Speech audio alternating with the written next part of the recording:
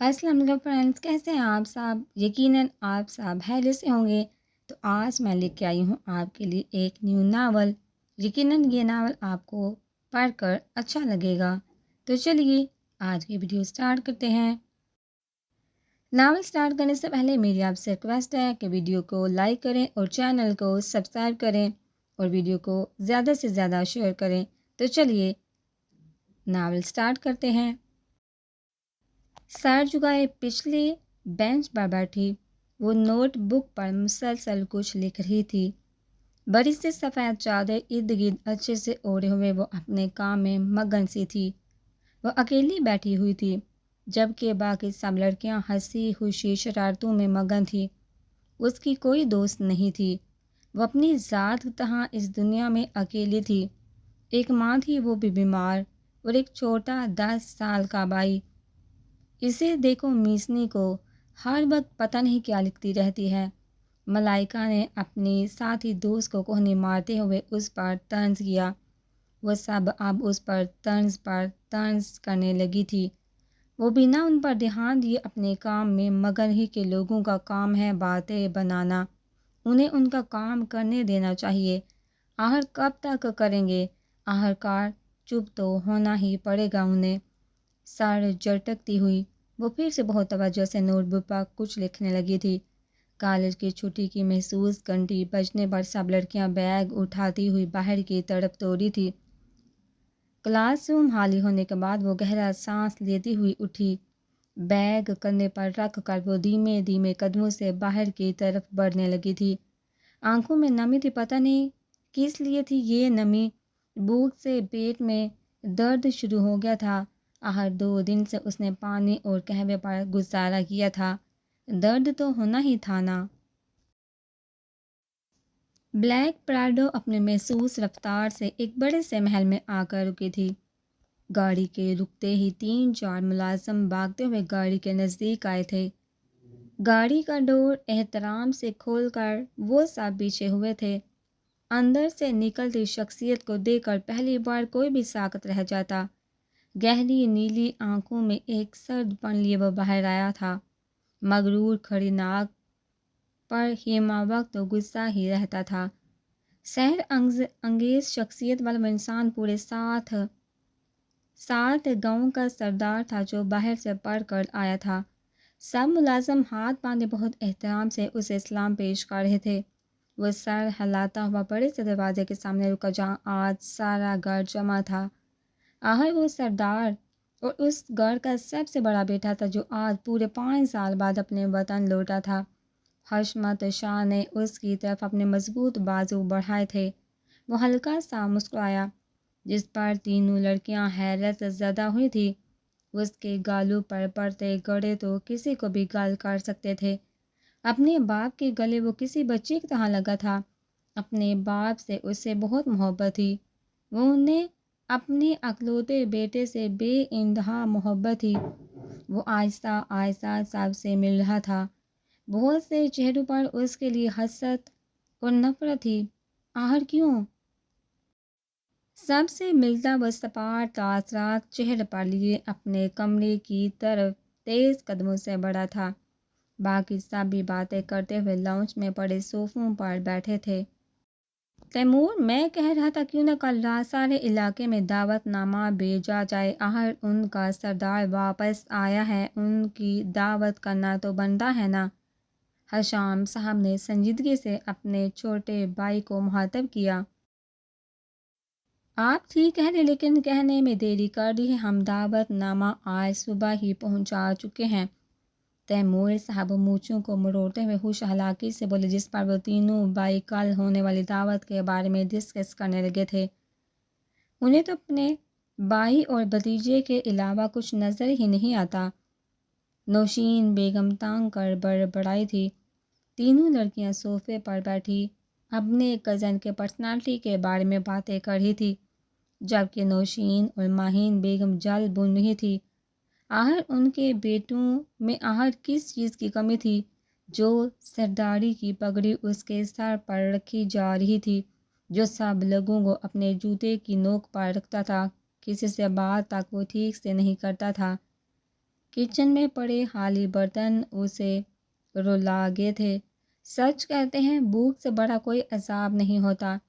ہی بچے قہوہ ہی بنا دو، اور قہوے کا سامان ہے تو اگر قہوے کا سامان ہے تو اندر سے آتی اماں کی پکار پر وہ باری قدموں سے قہوے کا سامان ٹٹولنے لگے، لیکن حالی پڑے جار اسے خون کے آنسو رلا گئے۔ چچی اماں 5 منٹ انتظار کرے، میں بناتی ہوں، ہاتھ منہ دھو لوں پہلے۔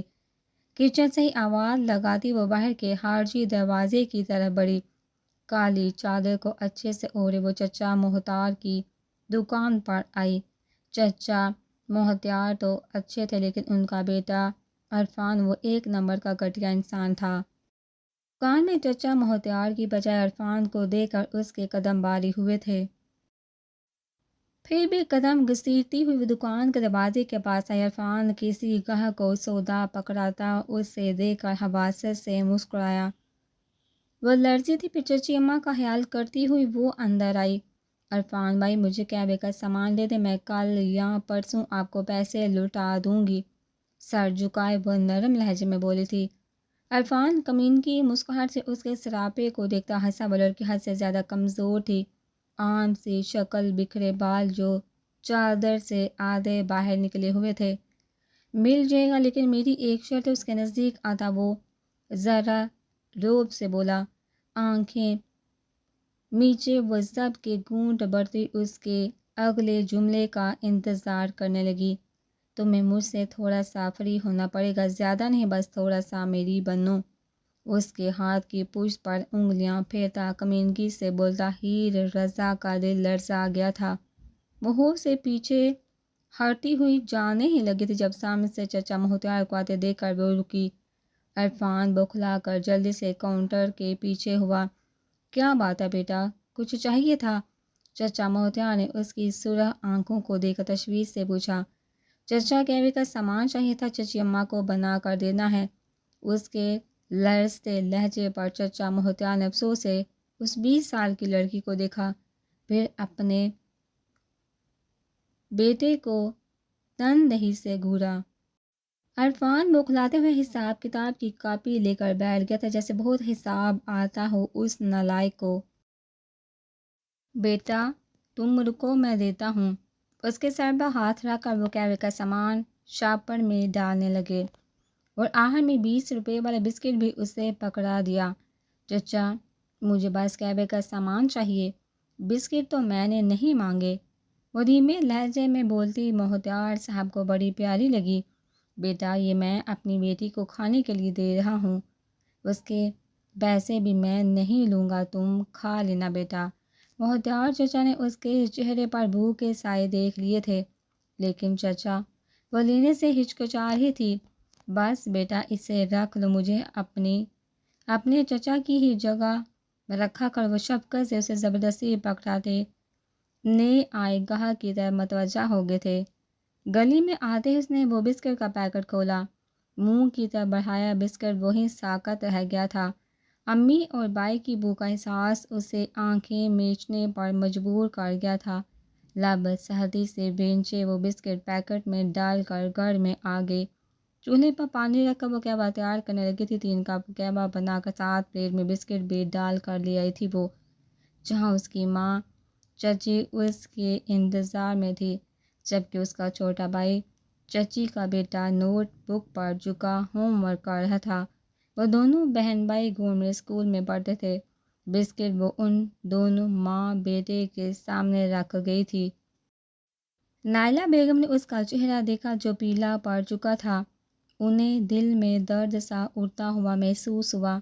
ان کے شوہر کو کتنی پیاری تھی یہ لڑکی، اور آج وہ بھوک و افلاس سے دن بدن مرجھائے جا رہی تھی۔ انہوں نے بسکٹ کو اس کے ہونٹوں کی طرف بڑھایا۔ انہیں ضبط سے دیکھتی وہ نفی میں سر ہلا گئی۔ ہیر کھا لو میری بچی، میں جانتی ہوں تم نے کل سے کچھ نہیں کھایا، کھا لو میری بچی، نائلہ کہتے ہی رو دی تھی۔ رو تو وہ بھی دی تھی، آخر کب تک ضبط کرتی؟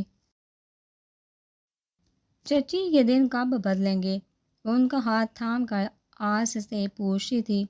بہت جلد، تم دیکھنا ہم پھر سے خوشیوں بڑی زندگی گزاریں گے میری بچی۔ بس خدا کی ذات پر بھروسہ رکھو، اگر وہ دکھ والے دن لاتا ہے تو خوشی بڑے دن بھی جلد ہی لائے گا، بس صبر کرنا۔ نائلہ خاتون نے اس کا سر شفقت سے چومتے ہوئے بڑھائے ہوئے لہجے میں کہا۔ حیام ساکت سا بیٹھا، اپنی ماں بہن کو وہ چھوٹا سا بچہ بہت ضبط سے دیکھ رہا تھا۔ آپ یا پریشان نہ ہو، آپ کا بھائی ہے نا؟ حیام نے اس کا ہاتھ ہونٹوں سے چھوتے ہوئے اپنے بھائی ہونے کا احساس دلایا تھا۔ وہ دونوں اسے دیکھتے ہی مسکرائے، لیکن اس کی مسکراہٹ میں چھپا درد کوئی نہیں پہچانتا تھا۔ محلے والے انہیں ختم وغیرہ پر ہی کوئی کھانے کی چیز بیچتے تھے، ورنہ کبھی کسی نے جھوٹے منہ بھی انہیں کھانے یا پیسوں کی صلہ نہیں ماری تھی۔ کمرہ کیا تھا، کوئی محل ہی تھا، انتہا کا خوبصورت کمرہ جس کی 2 والز تو شیشے کی تھی، بڑا سا جہازی سائز گول بیڈ کمرے کے وسط میں پڑا ہوا تھا۔ وائٹ اور گولڈن تھیم کا وہ کمرہ دیکھنے والوں کو مبہوت کر دیتا تھا۔ بیزار تاثار سے کمرے کو دیکھتا وہ واش روم میں چلا گیا تھا۔ جب وہ فریش ہو کر آیا تو اس کا باپ اسی کے انتظار میں بیٹھا ہوا تھا۔ ڈیڈ آپ، وہ آہستہ سے کہتا ہوا ان کے قریب آیا۔ بیٹا، کل ہم نے آس پاس کے سب علاقے مکینوں کو دعوت پر بلایا ہے، صبح جلدی اٹھ جانا، تمہیں اپنے دادا کی قبر پر بھی تو جانا ہے نا، اور پھر لوگ اپنے سردار سے ملانے چلے آئیں گے تو کافی وقت لگے گا۔ وہ اسے بتا رہے تھے لیکن جانتے تھے ان کے مغرور بیٹے کے خوبصورت چہرے پر بیزاری والے تاثار ضرور رقم ہوں گے، اور اپنے بیٹے کی نس نس سے واقف جو تھے۔ ڈیڈ یار پلیز، بورنگ باتیں بعد میں بھی ہو سکتی ہیں، میں اس وقت صرف سونا چاہتا ہوں۔ بنا چل کے مرر کے آگے کھڑا وہ باڈی سپرے کرتا بیزاری سے بولا۔ تیمور صاحب مسکرائے۔ اوکے، صبح ناشتے پر ملاقات ہوتی ہے، گڈ نائٹ مائی سن، بیٹے کو دے کر کہتے وہ کمرے سے چلے گئے۔ گڈ نائٹ دھیمے سے کہتا وہ بیڈ کی طرف بڑھا۔ بیڈ پر اونڈے منہ لیٹا وہ کسی کے بارے میں سوچتا ہوا نیند کی وادیوں میں اتر گیا تھا۔ جیسے ہی وہ کالج سے گھر آئی، پاس والی ماسی رشیدہ اسی کے انتظار میں اس کی چچی کے پاس بیٹھی ہوئی تھی۔ السلام علیکم، دھیمے لہجے میں سلام کرتی وہ چچی کے پاس بیٹھی۔ وعلیکم السلام، ماسی رشیدہ نے خوش علاقے سے اسے جواب دیا۔ بیٹا، آج 6 بجے تیار رہنا۔ ماسی رشیدہ کے کہنے پر وہ چونک کر انہیں دیکھنے لگی۔ آج پاس والے گاؤں سردار تیمور خان کے گھر دعوت ہے، انہوں نے تو سب کو دعوت دی ہے، تم بھی چلنا، کھانا وغیرہ لے آنا۔ ماسی رشیدہ کے کہنے پر وہ اپنی ماں کو نا سمجھی سے دیکھنے لگی، جس پر نائلہ بیگم سر جھکا گئی۔ وہ گہرا سانس لیتی ماسی رشیدہ کو جانے کی حامی بڑھ گئی۔ ہیر جاؤ، وردی بدلو، گندی ہو جائے گی۔ نائلہ بیگم کے کہنے پر وہ سر ہلاتے ہوئے کمرے سے نکل گئی۔ نائلہ، جتنی جلدی ہوتا ہے اسے اپنے گھر کی کر دو، ہر زندگی کا کیا بھروسہ، اگر تمہیں کچھ ہو گیا تو جوان بچی کہاں جائے گی؟ آج کل کے لوگ تو مردار نہیں چھوڑتے، وہ تو پھر جیتی جاگتی انسان ہے۔ ماسی رشیدہ کے کہنے پر نائلہ بیگم ساکت سے ماسی رشیدہ کو دیکھنے لگی۔ ماسی، ہمارے پاس تو کھانے کے لیے ایک وقت کا کھانا نہیں، ایسے میں کون ہمارے گھر رشتہ لے کر آئے گا؟ نائلہ بیگم افسردگی سے بولی۔ ارے تم فکر مت کرو، میں ڈھونڈ لوں گی بچی کے لیے کوئی اچھا سا رشتہ، آہر کو ہیر میری بھی بیٹی ہے، بس اب سے میں اس کے لیے کوئی اچھا سا رشتہ دیکھنا شروع کر دیتی ہوں۔ ماسی رشیدہ کے کہنے پر نائلہ آہستہ سے سر ہلا گئی، لیکن چہرے پر پریشانی چھا گئی تھی۔ انہوں نے تو سوچا ہی نہیں تھا ان کی چھوٹی سی اتنی بڑی ہو گئی ہے، اور ماسی رشیدہ سچ ہی تو کہہ رہی تھی۔ اپنے شوہر کے جانے کے بعد انہوں نے دنیا کا اصلی چہرہ تو دیکھ ہی لیا تھا، وہ ہیر کے ساتھ کچھ برا نہیں ہوتے دیکھ سکتی تھی۔ مما، غزال تو پہلے سے بھی خوبصورت ہو گئے ہیں، مہرینہ نے ماں کے ہاتھ سے دودھ پکڑتے ہوئے کسی افسو میں کھوئے ہوئے کہا۔ مہرینہ، آہستہ بولو، اور اسے سردار کو اگر کسی نے تمہارے منہ سے یوں غزال کہا سن لیا ہوتا تو ہنگامہ ہو جاتا۔ کیا تم نہیں جانتی سردار کا نام نہیں بلایا جاتا؟ آئندہ دھیان رکھنا اس بات کا۔ ماہن بیگم نے اسے تندہی سے دیکھتے ہوئے آہستہ آواز میں ٹوکا۔ اف، ایک تو آپ لوگ نا، وہ سر جھٹک گئی۔ ماما، سردار کی شادی کس سے ہوگی؟ مہرینہ نے مچلتے دل سے پوچھا۔ تم جانتی ہو اس کی شادی صرف اور صرف شائنہ ولی سے ہوگی، پھر اس سب بکواس کا کیا فائدہ؟ ماہین بیگم کے غصے سے کہنے پر وہ پیر پٹکتی ہوئی اپنے کمرے میں چلے گی۔ کیا کروں میں اس پاگل لڑکی کا؟ ماہین بیگم بے بسی سے کہتی ہوئی اس کا دودھ کا گلاس اٹھانے لگی، جس سے اس نے ہاتھ تک نہیں لگایا تھا۔ شام کو چھت پر وہ واحد بچی چارپائی پر بیٹھی دوسروں کے گھروں سے آتی کھانے کی مہک پر آنسو پینے لگی۔ بھوک تو اس کی ماں بائی اس سے بھی بہت لگی تھی۔ کیا کروں میں اللہ، کہاں جاؤں؟ گھٹنوں کے گرد ہاتھ باندھتی وہ رو دی۔ بھوک کے مارے اس سے لیٹا بھی نہیں جا رہا تھا۔ ہیر ماسی رشیدہ آئی ہیں، نیچے سے آتی چچی اماں کی آواز پر وہ آہستہ سے اٹھی۔ مٹکے میں رکھے پانی سے اچھی طرح چہرہ دھوتی وہ سیڑھیاں اترتی نیچے آئی۔ چل بیٹا سردار محل چلتے ہیں، میں نے تجھے بتایا تھا نا دعوت کے بارے میں۔ ماسی رشیدہ نے اسے یاد دلایا۔ وہ حالی حالی نظروں سے انہیں دیکھتی سرہلا گئی۔ میں چادر لے آہستہ سے کہتی وہ چچی کے کمرے میں آئی۔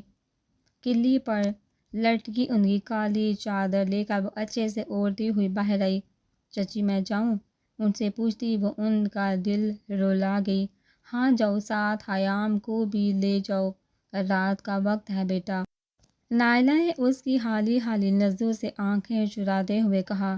حیام جوابی کے ساتھ نائلہ نے بک کھولے حیام کو مخاطب کیا، جو سر ہلا کر بک بند کرتا اپنی آپی کا ہاتھ پکڑتا ماسی رشیدہ کے ساتھ نکل چکا تھا۔ آج تو بندوبست ہو جائے گا، کل کا کیا ہوگا، پرسوں کیا ہوگا، دل میں سوچتی ہوئی وہ ٹھوکر کھا کر نیچے گری تھی۔ آپی آپ ٹھیک ہیں؟ حیام نے اس کا ہاتھ پکڑ کر اٹھاتے ہوئے پریشان سے پوچھا۔ ہاں حیام ٹھیک ہوں، بس گر گئی تھی، بڑھائے ہوئے لہجے میں بولتی وہ اپنے بھائی کے سہارے اٹھی۔ جلدی چلو تم لوگ ورنہ دعوت کا وقت نکل جائے گا۔ ماسی رشیدہ کے ڈانٹنے پر وہ پیروں کو گھسیٹنے لگی تھی۔ بھوک سے اس سے ایک قدم نہیں چلا جا رہا تھا۔ یہ وہی جانتی تھی یا اس کا رب کہ وہ کیسے چل رہی تھی۔ آدھے گھنٹے بعد وہ بڑے سے سفید محل کے آگے تھے۔ بہت آہستہ چلتی ہو لڑکی تم، 10 منٹ کا سفر تم نے مجھ سے آدھے گھنٹے میں کروایا ہے۔ ارے تمہارے جتنے ہوتے تھے تو پیدل شہر چلے جایا کرتے تھے، بیلی سے لکڑیاں کاٹ کر لے آیا کرتے تھے، لیکن تمہارا پتہ نہیں کیا بنے گا۔ سست لڑکی اماں رشیدہ اسے ڈانٹ ہی تھی جس کی جان لبوں کو آئی ہوئی تھی۔ سر جھکائے ہی وہ ان کی ڈانٹ سنتی محل کے لان میں آ گئی، جہاں قدم رکھنے کی جگہ نہیں تھی۔ ایسا لگتا تھا جیسے ساری دنیا ہی جہاں جمع ہو گئی ہو۔ حیام تو بہت اشتیاق سے ہر طرف دیکھ رہا تھا، جبکہ وہ پھولوں کی کیاری کے پاس بیٹھ گئی کہ اس میں کھڑے ہونے کی اور ہمت نہیں تھی۔ بھائی ایک گلاس پانی دینا۔ پاس سے گزرتے ایک لڑکے سے اس نے بڑی منت سے کہا، جو کولڈ ڈرنک کے گلاس ٹرے میں رکھے ہوئے تھا۔ اس لڑکے نے اس سے گھورا، تمہارا نوکر نہیں ہوں، جاؤ جا کر خود لے لو، پتہ نہیں کہاں کہاں سے بیکاری آ جاتے ہیں۔ لڑکا غصے سے کہتا ہوا آگے بڑھ گیا۔ پیٹ پر ہاتھ رکھتی اس کی بڑی بڑی آنکھوں سے موٹے موٹے آنسو گر رہے تھے، جنہیں وہی ہتھیلی سے رگڑ کر صاف کرتی وہ کوہنی کے سہارے اٹھی۔ حیام دور کھڑے، حیام کو اس نے آواز لگائی۔ حیام بھاگ کر اس کے قریب آیا۔ جی ابھی؟ وہ لڑکا اس کی روئی آنکھوں میں دیکھتا پریشانی سے بولا۔ بیٹا پانی لا دو کہیں سے، بڑھائے ہوئے لہجے میں کہتی وہ اپنے بھائی سے شرمندہ بھی ہوئی تھی۔ حیام سر ہلا کر بائیں سائڈ کو بھاگا۔ اچانک سے ہی چور اٹھا تھا، لوگوں کا ہجوم سا اکٹھا ہونے لگا تھا، لوگوں کے دھکے پر دھکے لگنے لگے تھے۔ وہ دوبارہ نیچے گری تھی۔ اگر نیچے بیٹھی رہتی تو اس سے یقین تھا لوگ اسے کچلتے ہوئے آگے بڑھ جاتے۔ امی تیسری بار گرنے پر وہ تکلیف سے روئی تھی۔ سب لوگ لان کی ایک طرف بنے اسٹیج کی طرف جمع ہونے لگے تھے۔ لان انتہا سے زیادہ بڑا تھا۔ اسٹیج کو لال سفید پھولوں سے سجایا گیا تھا۔ اوپر ریڈ ویلویٹ کے صوفے رکھے ہوئے تھے۔ آپی پانی حیام نے اس کے ہونٹوں سے اپنی لگاتے ہوئے اسے مخاطب کیا۔ وہ ایک ہی سانس میں پانی کا سارا گلاس خالی کر گئی تھی۔ آپی یہ بھی کھائی؟ حیام نے تھالی میں رکھی روٹی اس کی طرف بڑھاتے ہوئے کہا۔ وہ روٹی دیکھتی اپنے بھائی کو دیکھنے لگی۔ تم کھا لو، میں اب ٹھیک ہوں۔ اس کے بال انگلی سے چوتی ہوئی وہ محبت سے بولی۔ آپ پہلے کھا لیں، میں بعد میں کھا لیتا ہوں، وہاں اس سائڈ کھانے کا بہت بڑا انتظام کیا گیا ہے آپی، میں ادھر ہی جا رہا ہوں ابھی۔ اس کی گود میں پلیٹ رکھ کر کہتا ہوا وہاں سے بھاگ۔ وہ مسکرائی، روٹی کی تہ کھولتی وہ روٹی کے بڑے بڑے لقمے لینے لگی تھی۔ آفرین ہے لڑکی تم پر، سردار آنے والے ہیں، تمہیں روٹی کی پڑی ہوئی ہے رکھو اسے نیچے اور اپنے سردار کا اٹھ کر استقبال کرو۔ ماں سے رشیدہ کے تن دہی سے کہنے پر آدھی کھائی روٹی کو دیکھتی کھڑی ہوئی، جو آدھی بچی تھی وہ اسے ہاتھ میں قید کر گئی۔ اب چلو نہ دیدی، کہیں کہ ماں سے رشیدہ غصے سے کہتی ہوئی آگے بڑھی۔ وہ روٹی کو دیکھتی ہوئی اسے پلیٹ میں ہی رکھ گئی۔ ان کے ساتھ چلتی وہ ایک طرف کھڑی ہو گئی۔ سردار خزان تیمور، ہاں زندہ باد، آپ کا استقبال ہے ہم سب کے علاقے میں۔ اس کی لان میں ہوتی اینٹری لوگوں میں اشتیاق کی لہر دوڑا گئی تھی۔ سب لوگ مل کر خوشی سے نعرے لگانے لگے تھے۔ اس نے ہاتھ اوپر اٹھا کر ان کے جوش کا جواب دیا تھا۔ بہت سارے لوگوں میں گرا وہ اسٹیج تک آیا تھا، اس کے اوپر پھولوں کی برسات کر دی گئی تھی۔ چہرے پر بیزاری واضح دیکھی جا سکتی تھی۔ انابی ہونٹ پرنسپ اپنے باپ کے کان میں کچھ بات کر رہا تھا۔ ہین نے ایڑیاں اٹھا کر اپنے سردار کو دیکھنا چاہا لیکن ناکام نہیں تھی۔ وہ اب ان سے کچھ بات کر رہا تھا۔ آواز بہت روبدار تھی، چہرے پر سنجیدگی سجائے وہ اپنے لوگوں سے مخاطب تھا، ان کی پور خلوصیت کا شکر گزار تھا۔ ہیر تک بس اس کی آواز ہی آ رہی تھی۔ کچھ دیر بعد وہ وہاں سے ہٹ گیا تھا۔ اس کے باپ کے لیے یہ بھی بہت تھا جس نے آدھا گھنٹہ تو دیا تھا۔ اپنے لوگوں کو آپ یہ ہمارے نئے سردار بہت خوبصورت ہیں، ایک دم پرنس جیسے۔ حیان کہیں سے دیکھ آیا تھا، اب اپنی آبی کو بہت پر اشتیاق سے بتا رہا تھا۔ وہ بیزاری سے کندھے اچکا گئی کہ پہلے سردار نے کون سا ان کے لیے کچھ کیا تھا جو یہ کرتا، اس لیے اسے کوئی دلچسپی نہیں تھی۔ سردار سے تم دونوں یہی رہنا، وہاں کھانا تقسیم کیا جا رہا ہے، چلو آؤ میرے ساتھ۔ ماسی رشیدہ کی ہونہار آواز پر وہ جلدی سے ماسی کے ساتھ لپکے۔ ماسی کے کہنے پر انہیں بھی کھانا دے دیا گیا تھا۔ شاپر میں ڈال کر وہ دونوں بہن بھائی وہاں سے نکل گئے کہ ان کی بھوکی ماں ان کا گھر انتظار کر رہی تھی۔ ماسی رشیدہ تو وہاں کی خاص خادمہ تھی، وہ تو اب رات گئے تاکہ واپس آتے، وہ اتنی دیر نہیں رک سکتے تھے۔ آپ سردار کو دیکھتی نہ حیرت سے دو چار ہو جاتی، لمبا قد، اور آپ کو پتہ ان کی آنکھیں گہری نیلی تھی جیسے انگلش ہیرو کی ہوتی ہیں، اور وہ بہت روب سے بول رہے تھے۔ حیان کی تو زبان پر تو آج اپنے سردار کی ہی باتیں تھی۔ بس کر دو ہمی، ہمیں کیا، وہ جیسے بھی ہو تم قدم جلدی آگے بڑھاؤ، گر امی راہ دیکھ رہی ہوں گی۔ اسے ڈانٹتی ہوئے دائیں طرف جاتی کچی سڑک کی طرف بڑھی۔ حیام نے ہلکی سے منہ بسوڑا۔ گاؤں میں آج سناٹا سا چھایا ہوا تھا کیونکہ سب لوگ تو سردار محل میں جمع تھے۔ گھر میں قدم رکھتی وہ جلدی سے کچن کی طرف آئی۔ پلیٹوں میں کھانا ڈالتی وہ چچی اماں کے کمرے میں جہاں حیام بھیڑ سے شروع ہو چکا تھا۔ نئے سردار کی شان میں قصیدے پڑھنا۔ حیام بس کر دو، اب چلو کھانا کھاتے ہیں۔ نیچے چٹائی پر وہ کھانا رکھتی حیام کو ٹوک گئی۔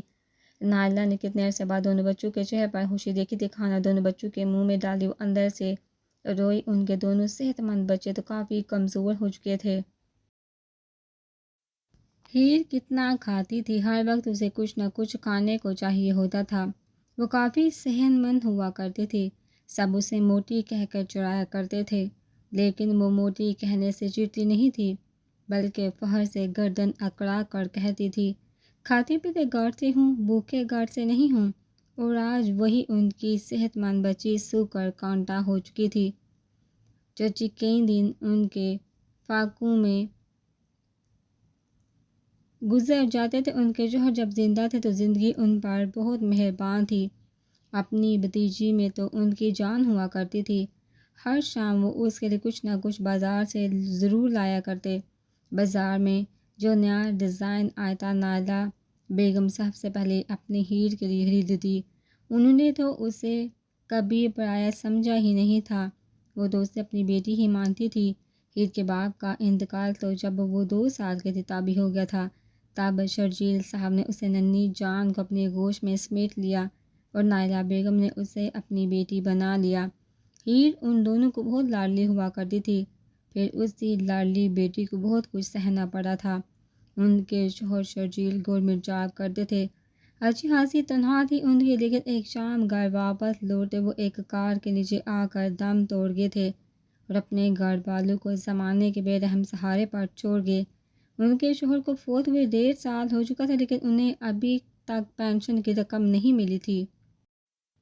اس کے لیے انہوں نے درخواست بھی دے رکھی تھی، لیکن آج تک کچھ بن نہ سکا۔ امی وہ لوگ تو بہت رئیس ہیں، اتنی بڑی ان کی کاریں ہیں کہ کیا بتاؤں میں آپ کو، اور آپ کو پتہ ہے وہ کاریں تو گنتی میں ہی نہیں آئی تھی۔ حیام پھر سے شروع ہو گیا تھا، جس پر کھانا سمیٹتی ہیر مسکرائی۔ وہ 10ویں کلاس کی طالب علم تھی، آخری بینچ پر اکیلی بیٹھی وہ اپنی نوٹ بک خالی صفحہ ڈھونڈ رہی تھی، جو کہ ناممکن تھا کہ نوٹ بک فنش ہو چکی تھی، جبکہ اسے میم رضیہ کا لیکچر نوٹ کرنا تھا۔ اگر ان کا کوئی لیکچر نوٹ نہ کرے تو وہ بہت بری سزا دیتی تھی، اور بےعزتی الگ۔ کھولتے دل سے اس کے بیگ میں جتنی بھی نوٹ بک تھی اس نے سب دیکھ لی، لیکن کوئی حالی ورک نہ مل سکا اسے۔ آنکھوں میں آئی نمی کو پیچھے دھکیلتی وہ کھڑی ہوئی کہ میم رضیہ اسے ہاتھ سے کھڑا ہونے کا کہہ رہی تھی۔ جو لیکچر نوٹ کیا ہے وہ دکھاؤ۔ مس رضیہ کے درستگی سے کہنے پر وہ سر جھکا گئی۔ میم، میں پاگل یوں جو بولتی رہتی ہو، تم شہزادیاں گھر سے آتی ہو اور بیٹھ کر چلتی بنتی ہو، انتہائی نالائق ہو تم، دفعہ ہو جو میری کلاس سے، اور پرنسپل کے آفس چلو ذرا۔ میم رضیہ نے اس کے سر پر بک مارتے ہوئے چلا کر کہا۔ ساری کلاس منہ پر ہاتھ رکھے دبی دبی ہنس رہی تھی، آنکھوں میں آنسو لیے وہ کانپتے ہاتھوں سے کتابیں بیگ کے اندر رکھنے لگی۔ جلدی کرو، سست لڑکی ایک اور کتاب پڑی تھی اس کے سر پر۔ بیگ کندھے پر رکھتی وہ مس کے کمرے سے نکل گئی، اپنے پیچھے تمسخرانہ نظریں وہ اچھے سے محسوس کر سکتی تھی۔ گراؤنڈ میں بیٹھی وہ چادر سے نکلے بال درست کرنے لگی تھی۔ آنکھوں سے کئی آنسو بیک وقت اس کے گالوں پر لڑکے تھے۔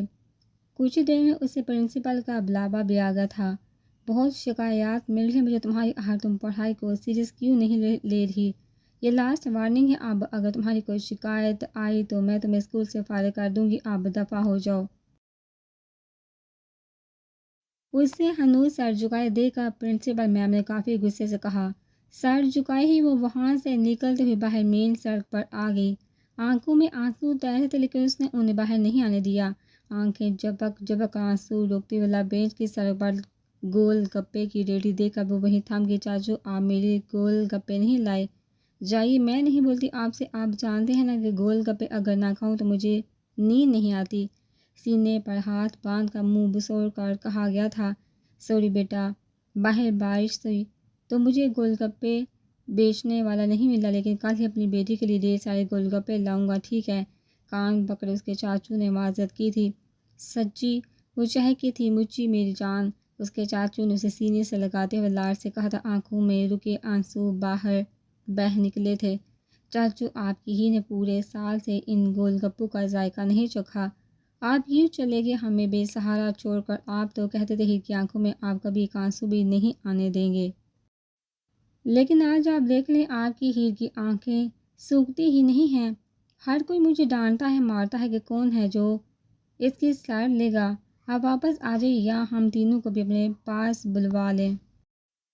ہتھیلیوں سے آنسو صاف کرتی بہو سے بڑبڑا رہی تھی، بلکہ اپنے چاچو سے مخاطب تھی۔ اپنی طرف دو لوفر لڑکوں کو دیکھتا دیکھ کر وہ چادر کو اچھے سے ماتھے پر کرتی ہوئی بھاگنے سے انداز میں وہاں سے نکلی۔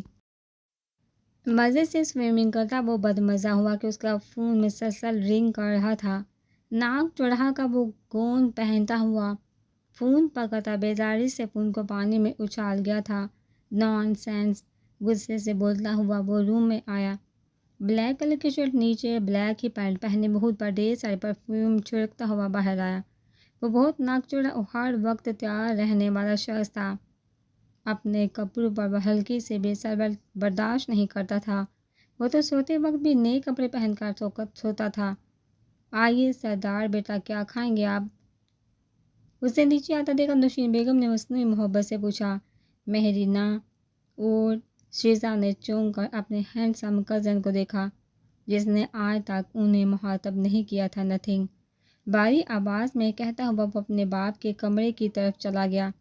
نہلے تو پہلے ہی 7ویں آسمان تک پہنچے ہوئے تھے، اب تو سردار بن گئے، اب کہاں کسی کو دیکھے گا؟ ماہین بیگم نے جلے دل سے کہا، جس پر نوشین نے بھی سر ہلا کر تائید کی۔ ویسے ہمیں نہلے تو بنتے ہیں سردار کے، اتنا خوبصورت، اوپر سے اتنا پڑا ہے کہ آس پاس تو کیا دور تک ان کے جتنا کوئی نہیں پڑا، اور پھر قسمت میں انہیں سردار کے رتبے پر فائز کر دیا ہے تو نہرے بنتے ہیں امی۔ مہرینہ نے ہاتھوں پر مہندی لگاتے ہوئے ماں کی بات کے جواب پر کہا، مہرینہ منہ باندھ رکھا کرو، کتنی دفعہ کہا ہے میں نے مجھ سے برا کوئی نہیں ہوگا۔ مہرین تب کر بولی تھی۔ دس پر وہ ہلکا سا مسکراتے ہوئے شانے اچکا گئی۔ شیزہ تو ابھی تک اس طرف دیکھ رہی تھی جہاں سے وہ مغرور شہزادہ گیا تھا۔ شائنہ خانم آ رہی ہیں پرسوں، ماہر نے اونچا بولا، آخر اپنی بیٹی کو بھی تو سنانا تھا۔ مہرینہ نے ناک منہ بسوڑا اف اللہ کرے جس فلیٹ سے وہ آئے اس کی سیڑھی ہی ٹوٹ جائے یا پھر ہماری شائنی خانم کی ٹانگ ہی ٹوٹ جائے۔ مہرینہ نے جلے دل کے پھپھولے پھوڑے۔ بکواس بند کر، ماہر کی ڈانٹ پر وہ منہ بسوڑتی ہوئی پیر پٹکتی وہاں سے واک آؤٹ کر گئی۔ پتہ نہیں یہ لڑکی کب سدھرے گی، ماہر نے غصے سے سر جھٹکا، جبکہ نوشین نے جٹھانی کو طنزیہ نظروں سے دیکھا۔ مطلب یہ تھا تمہاری بیٹی ہو اور سدھرے، یہ ہو ہی نہیں سکتا۔ ماہر اپنی جٹھانی کی نظریں بخوبی سمجھتی تھی لیکن چپ میں ہی عافیت تھی۔ چچا رحیم، امی کہہ رہی آپ نے کافی مہینوں سے کرایہ نہیں دیا، آپ کی دفعہ دے دیں ورنہ ہماری دکانیں خالی کر دے۔ وہ دوپہر کے وقت اپنی دکان میں کھڑے چچا رحیم سے دھیمی آواز میں مخاطب تھی۔ چچا رحیم نے اسے طنزیہ نظروں سے دیکھا۔ کون سی دکانیں؟ ہاں یہ دکانیں میری ہیں، تمہارا چچا مجھے فروخت کر گیا تھا۔ ارے میں تو رقم بھی ادا کر چکا تھا، اب مجھے کیا پتہ اس نے تم لوگوں کو کیوں نہیں بتایا۔ آئی بڑی دکان کی مالکن، اب اگر یہاں مجھے نظر آئی تو ٹانگیں توڑ دوں گا۔